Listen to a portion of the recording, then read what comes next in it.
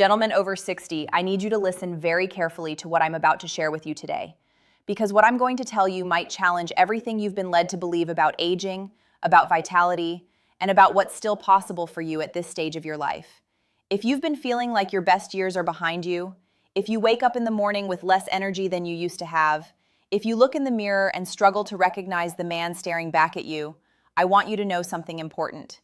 You are not broken, you are not finished, and the man you once were is not gone forever. I'm Dr. Elena, and I've spent over 15 years studying the psychology of aging, the science of human vitality, and the remarkable capacity of the male mind and body to regenerate, to adapt, and to thrive well into the later decades of life. And today, I'm going to share with you the insights that have transformed the lives of thousands of men just like you. Before we begin, I want you to do something for me. Hit that subscribe button, leave a comment telling me where you're watching from, and share this video with a friend, a brother, or a father who needs to hear this message. This community is growing every single day, and your presence here matters. Now let me ask you a question. When was the last time you felt truly alive? I'm not talking about merely existing. I'm not talking about going through the motions of your daily routine. I'm asking about that deep, unmistakable feeling of vitality, that sense of purpose that makes you want to get out of bed in the morning, that fire in your chest that tells you there's still something worth fighting for. If you're struggling to remember, you're not alone. I hear this from men every single day. They tell me, Dr. Elena, I don't know what happened. I used to have so much energy. I used to feel confident. I used to know who I was. But somewhere along the way, I lost myself. And here's what I tell them. You didn't lose yourself. You simply disconnected from yourself. And what has been disconnected can always be reconnected. Through my years of research and clinical observation, I've identified 3 fundamental pillars that determine a man's sense of vitality after 60. These aren't complicated medical concepts. They aren't expensive treatments or secret supplements. They are psychological and biological truths that, once understood, can completely transform how you experience the second half of your life. The first pillar is identity. The second pillar is purpose, and the third pillar is connection. Let me explain each one in depth because understanding these pillars is the first step toward reclaiming what you've lost. Here's something that happens to many men as they age, and it happens so gradually that most don't even notice it. They begin to lose their sense of identity. Think about it. For most of your adult life, you knew exactly who you were.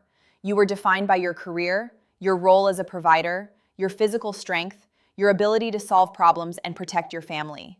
These things gave you a clear sense of self. They told you where you belonged in the world. But then, something shifts. Maybe you retired. Maybe your children grew up and moved away. Maybe your body started changing in ways you didn't expect. And suddenly, all those external markers of identity begin to fade. I remember speaking with a man named Richard. He was 67 years old, a former construction foreman who had spent 40 years building things with his hands. He told me, Dr. Elena, I don't know who I am anymore. I used to be strong. I used to be needed. Now I just feel invisible. Richard's story is more common than you might think. When a man loses the external structures that defined him, he can experience what psychologists call an identity crisis. And this crisis doesn't just affect your mood. It affects your energy, your motivation, your relationships, and yes, even your physical health. So how do you rebuild your identity after 60? You start by asking yourself a question that most men have never seriously considered. Who am I when I strip away all the external labels? This is deeper work. This requires you to look inward rather than outward. And I know that for many men of your generation, looking inward doesn't come naturally. You were taught to be strong, to push through, to focus on doing rather than feeling. But here's the truth. The men who thrive after 60 are the ones who learn to develop a relationship with themselves. They discover that their value doesn't come from what they do, but from who they are. Let me give you a practical exercise. I want you to take 15 minutes today and write down 5 qualities that have defined you throughout your entire life. Not your job titles, not your roles, your qualities. Maybe you've always been curious. Maybe you've always been loyal.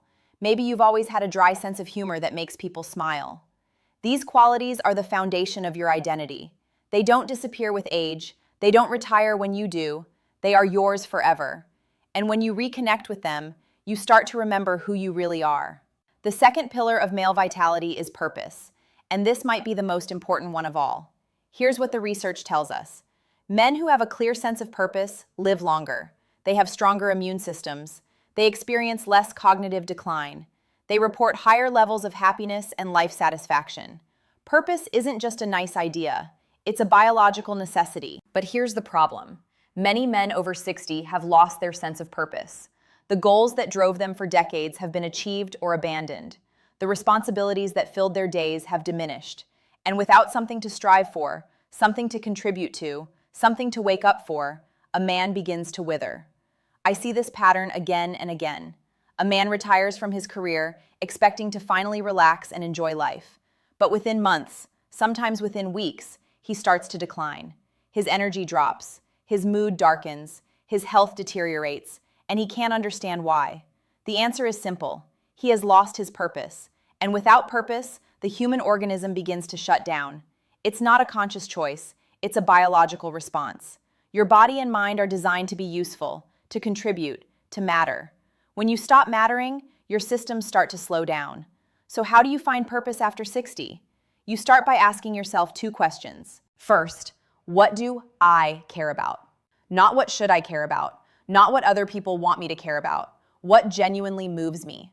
What makes me angry when I see it done wrong? What makes me emotional when I witness it done well? Second, how can I contribute? Purpose isn't just about passion, it's about contribution.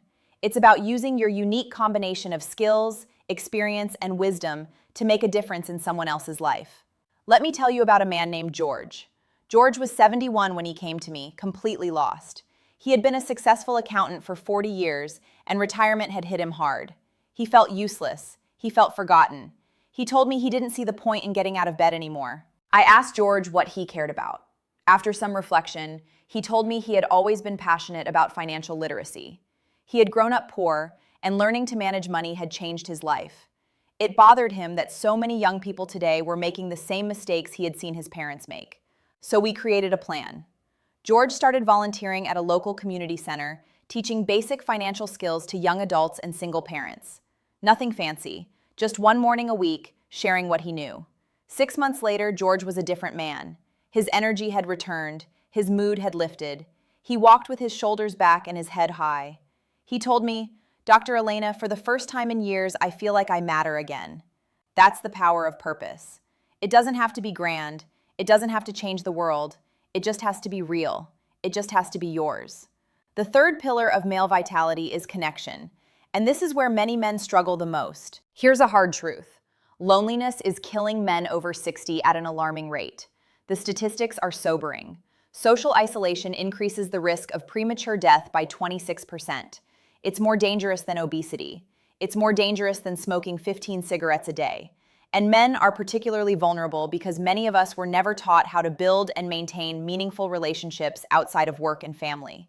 Think about your own life. How many close friends do you have? And by close, I mean men you can call at 2 in the morning if you needed to. Men who know your fears, your struggles, your deepest thoughts. Men you can be truly honest with.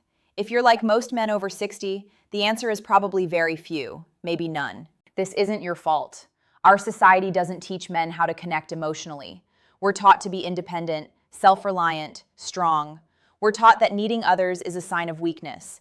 And so we go through life with acquaintances rather than friends, with surface-level interactions rather than deep connections. But here's what the science shows us. Human beings are fundamentally social creatures. Our brains are wired for connection. When we lack meaningful relationships, our stress hormones increase, our immune function decreases, and our cognitive abilities decline. Loneliness literally changes our biology. I remember meeting a man named William. He was 73, recently widowed after 50 years of marriage. His wife had been his entire social world. When she passed, he realized he had no one else, no close friends, no one to talk to. He was surrounded by people at church, at the grocery store, in his neighborhood, but he felt completely alone. William's story broke my heart because I've seen it so many times. Men who spent their whole lives providing for others, but never learned how to receive. Men who were always the strong ones, but never allowed themselves to be vulnerable. Men who had hundreds of acquaintances, but not a single true friend.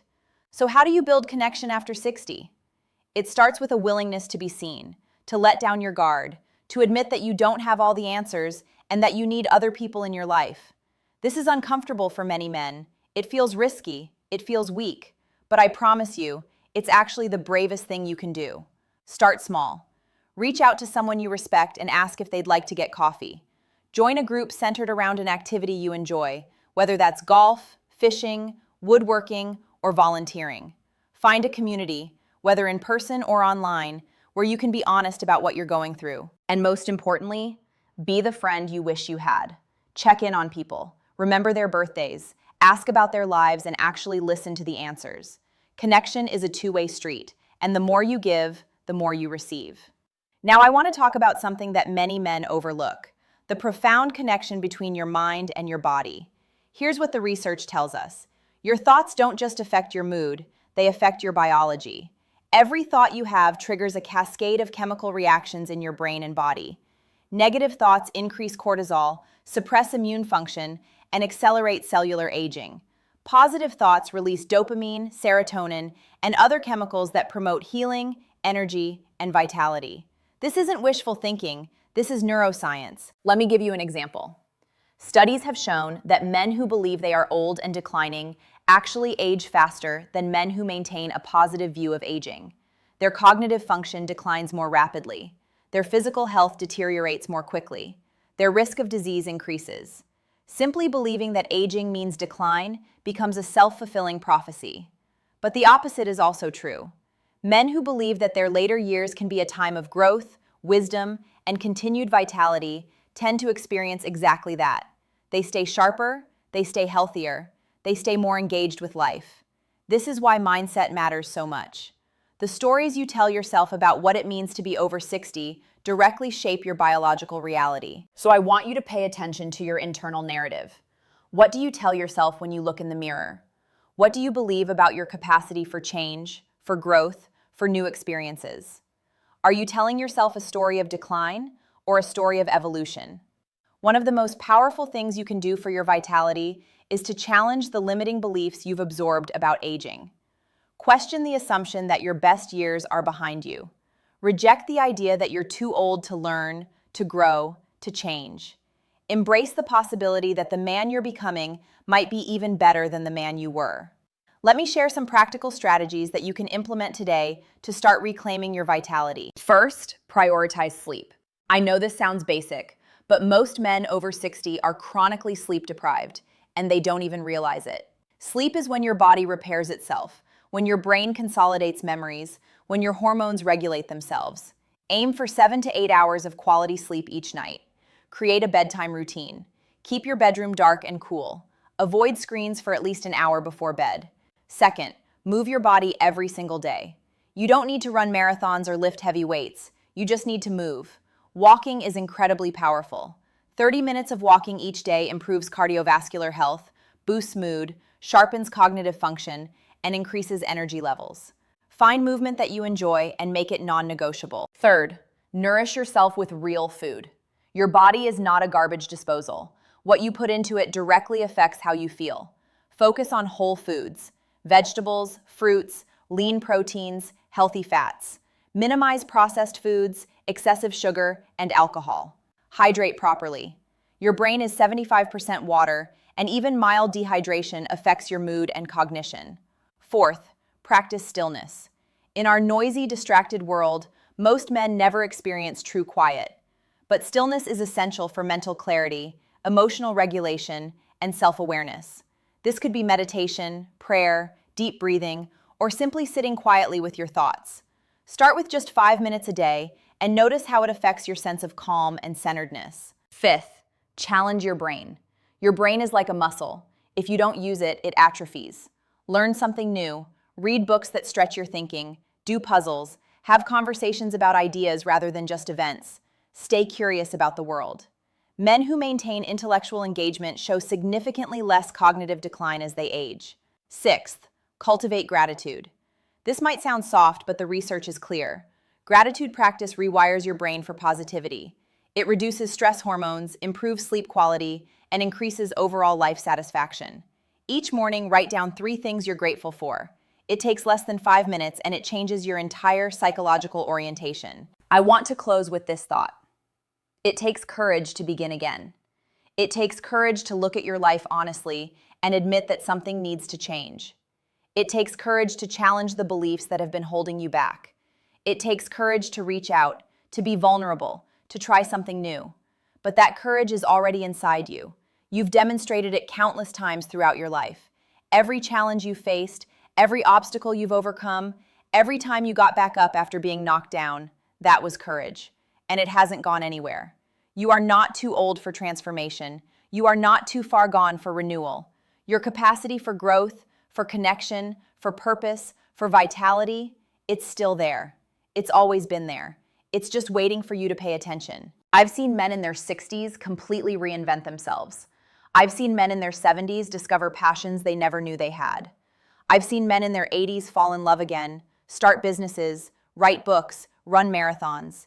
Age is not the barrier we've been told it is. The only question that matters is this: what will you do with the years you have left? Will you spend them in quiet decline, accepting the narrative that your best days are behind you? Or will you spend them in active pursuit of the life you still want to live? The choice is yours. It's always been yours. Starting today, I want you to take one small step, just one. Maybe it's reaching out to an old friend. Maybe it's signing up for a class you've been curious about. Maybe it's taking a walk and actually paying attention to the world around you. Maybe it's sitting down and writing about who you really are underneath all the roles you've played. Whatever it is, do it today. Don't wait for the perfect moment. Don't wait until you feel ready. The perfect moment is now, and you're more ready than you think. I'm Dr. Elena, and I want you to remember something important. Aging is not the end of vitality. It's the beginning of wisdom. And with wisdom comes the opportunity to live more deeply, more authentically, and more fully than ever before. If this message resonated with you, please subscribe to this channel, leave a comment sharing your own experience, and share this video with another man who needs to hear it. Together, we're building a community of men who refuse to accept decline, who choose growth over stagnation, and who prove every single day that the best years can still be ahead. Thank you for being here. Thank you for your courage, and I'll see you in the next video. Remove these words.